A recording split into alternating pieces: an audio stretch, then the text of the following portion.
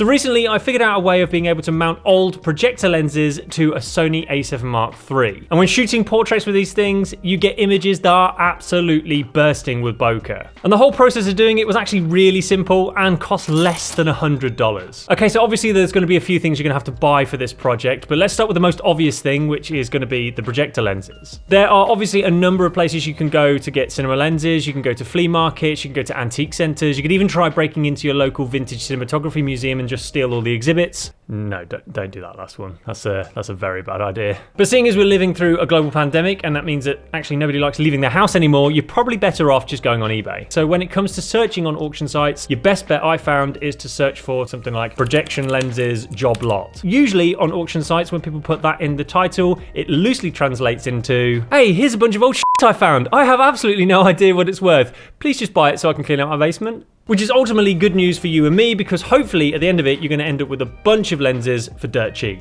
It's also worth mentioning that projector lenses typically don't have any internal moving parts. They're essentially just a bunch of glass encased in metal. So as long as the front and rear glass elements look okay, you're probably good to go. Now, the auction that I happened to win included 4 Bell & Howell lenses, which were all in very good condition and cost me a total of £15.79, including shipping, which works out around $20 or $5 per lens, which is a total bargain. Nice. The lenses that I ended up with included a 16mm Super D Proval 2-inch f1.4, a 16mm projection 2-inch f1.6, a 19mm to 32mm f1.2, and a 51mm 2-inch f1.2. Now, one thing I did immediately notice about these projection lenses is that they all have different sized rear elements. So although I have 2 16mm lenses, one of them has a noticeably larger rear element than the other one, which is important as the smaller this opening is, the more vignetting you're going to get in your photos, as it will block out more of the image sensor on your camera. Now, because of this, of the 4 lenses that I bought, I ended up only using the 51mm and the 16mm lens with the wider opening, as the other 2 were just too small for my full frame camera. Anyway, now we have some glass, the next thing on our shopping list is to buy a helicoid. So what the hell is a helicoid, Tom? Very good question. Well, as I mentioned earlier, projector lenses don't have any moving parts, so that means that there won't be any manual focus ring like you'd expect to find on a typical manual photography lens. So essentially now what we need to do is make our own version of a focusing mechanism for this lens to sit in so that we can adjust the focus by ourselves. Luckily for us, on eBay you can find these things called helicoids, which are basically just brass or plastic tubes that extend or retract. They also come in a whole bunch of different shapes and sizes, so the idea here is that you find one that is large enough for the projector lens you bought to sit inside, and then as you twist the helicoid, it'll move the lens closer or further away from the camera sensor, and this is what's going to allow you to adjust the focus. Now, I worked out that in order to house my 2-inch projection lenses, I needed to buy an M58 to M58 helicoid. Anyway, this set me back around about £22.20 including shipping, or around about $30 total, and there's a link in the description below to the seller on eBay I bought mine from. Okay, so now that we've got the focusing mechanism sorted, we now need to find a way of attaching this whole thing to our camera. Luckily, this is pretty straightforward. Basically, all you need to do is find an adapter that will fit onto one end of your helicoid and that will attach to your camera. So in my case, I needed a female M58 connection to Sony E-mount. Funnily enough, this was the most expensive part of this whole project and cost me £28.80 on eBay, which works out around about $38. So the final piece of the puzzle is finding a way of housing the projector lenses securely inside the helicoid, because if you remember, we bought the helicoid slightly wider than the lens body itself, which means that if you attach this thing to your camera now, the lens would just flop out and smash on the floor, which isn't ideal. So after a bit of scouring on the internet, it turns out that the quickest, easiest and cheapest way of doing that is to just layer up a bunch of bicycle tire inner tubes around the lens body until it's thick enough to fit tightly inside the helicoid. This actually worked incredibly well, and it cost me nothing because luckily George had a bunch of old inner tube tires at home and he kindly donated them to the cause. Cheers, George. But if you do want to attempt doing this yourself, the only thing you need to know is that once you've cut a bunch of inner tubes to the right size, you will first need to soak them in boiling water for a few minutes. Doing this will loosen up the rubber and allow you to slip them on a lot more easily. I actually ended up using a little bit of electrical tape at the very end just to fine tune the fit so that it was super snug. So now we have the lens constructed, it's not quite time to take photos, we first need to calibrate the focus. So to do this, I first closed the helicoid as far as it would go and carefully pushed the lens in until the rear element was level with the lens mount.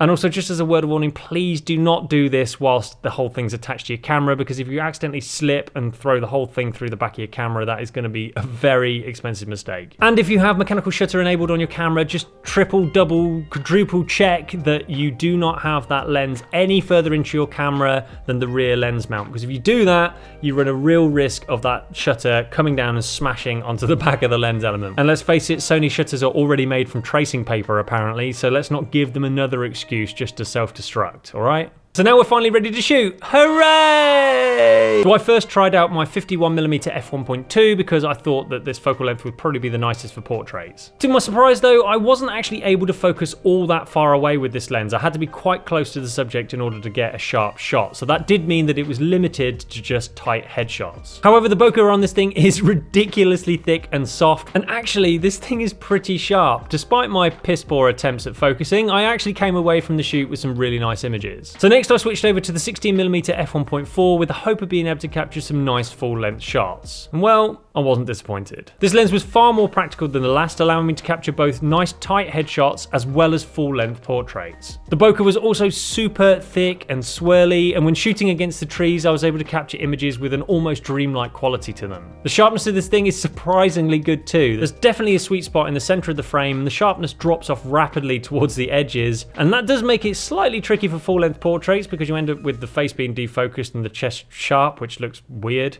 But for close-up headshots, it's a totally usable lens. Needless to say, the distortion and vignetting on this thing is pretty wild, but you can always shoot in APS-C crop mode, and that will cut out most of the dark corners. Anyway, I hope you enjoyed this video. Please consider giving it a thumbs up if you did, and let me know in the comments below if you have any questions about the whole making of this thing. I always try and respond to every single comment, even if it kills me.